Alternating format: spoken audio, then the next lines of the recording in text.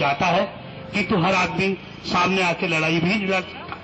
ये हमारा जागरूक मतदाता संघ ही है कि जो सामने आके इतने दिन से इस चीज के लिए को जागरूक कर रहा है।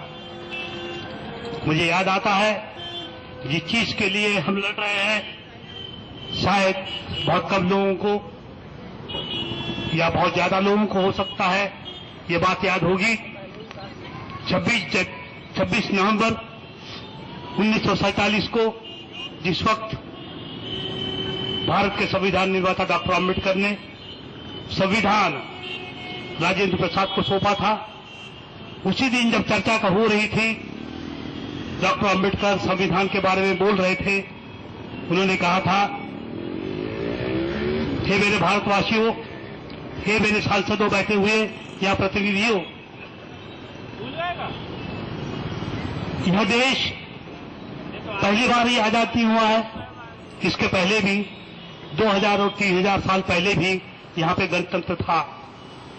भगवान बुद्ध के जमाने में, महावीर के जमाने में गणतंत्र था।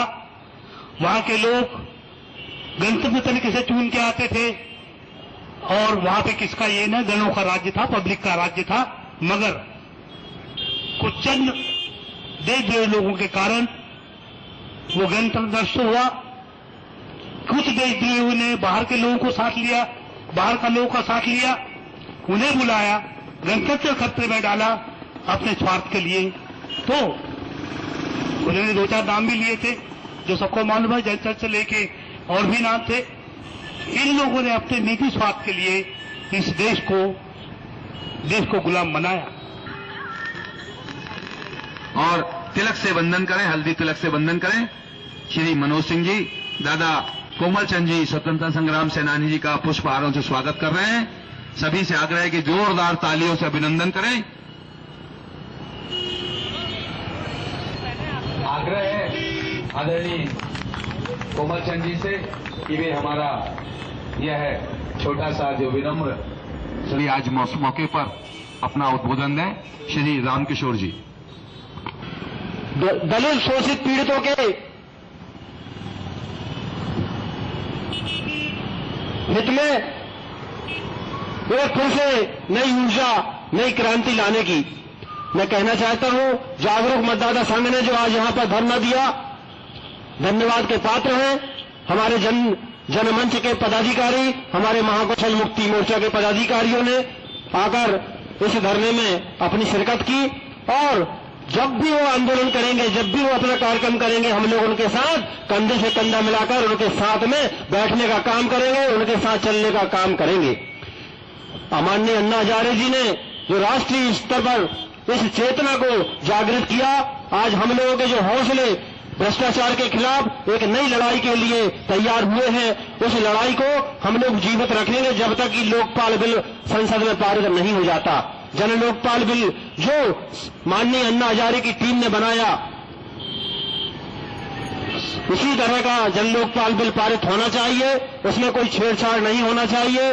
मैं कहना चाहता हूं, यह कोई किसी राजनीतिक पार्टी के खिलाफ कोई आंदोलन नहीं है। हम लोग, चाहे वो कांग्रेस का साथी हो, चाहे भाजपा का हो, चाहे बहुजन का हो, चाहे जनता दल का हो, चाहे समाजवादी विचारधारा का हो, तमाम लोगों से कहना चाहता हूं, अपने झंडे डंडे घर में रख दें और अन्ना हजारे के इस आंदोलन में शामिल हो जाए। यहां पर किसी लड़ाई, किसी पार्टी के खिलाफ ये लड़ाई नहीं है।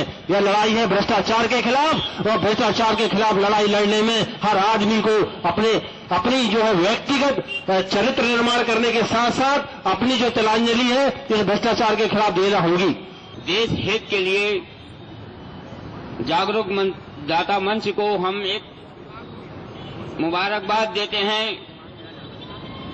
आज देश के अंदर क्या नहीं हो रहा है और हमारे शहर के अंदर भी क्या नहीं हो रहा है। हमारे बुजुर्गों ने, पूर्वजों ने अपने तन मन धन की कुर्बानी इसलिए नहीं दी गई थी कि हमारे देश का पैसा स्विस बैंक में जमा किया जाएगा,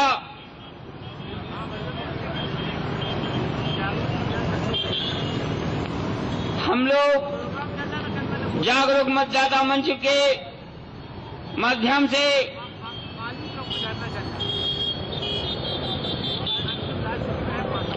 इस मंच से लोगों को जागरूक करना चाहते हैं कि जब देश की दौलत विदेशों में रहेगी तो हमारे देश में तरक्की कैसे होगी।